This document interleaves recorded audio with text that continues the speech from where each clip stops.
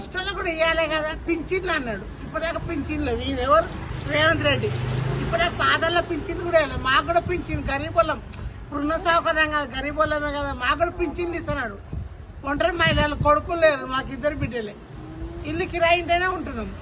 మరి గరీబులకన్నా ఇవ్వాలి కదా. ఇష్టాన్ని వాగ్దానాలు చేసినాయి, ఇవ్వాలి కదా.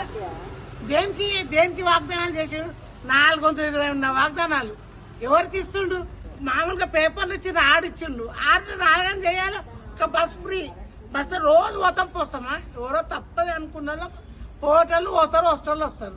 మనకి బస్తో ఏమో అవసరం? ఒక 30 రూపాయలు పెట్టుకొని బతకలేము మనం ఇండ్లలో.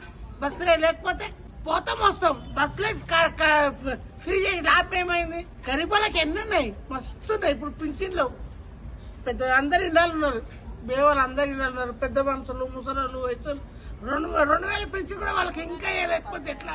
2000 అయినప్పుడు 2000 వేయాలి. 4000 ఇస్తాను, 4000 2000 అయ్యి ఒక పేరు ఉన్నది. ఒక పేరు వస్తుంది. కేటీఆర్ తన నీకు కూడా మంచి పేరు వస్తుంది. నువ్వు అన్ని వెనకకి పెట్టి మాట్లాడతావు. ఏం మాట్లాడుతున్నావు నువ్వు? నిన్ను ఎవరు ముఖ్యమంత్రిని చేసారు? నువ్వు ఎట్లా ముఖ్యమంత్రి అయినా? ఇప్పుడు మేమే కదా నిన్ను ముఖ్యమంత్రిని చేసింది.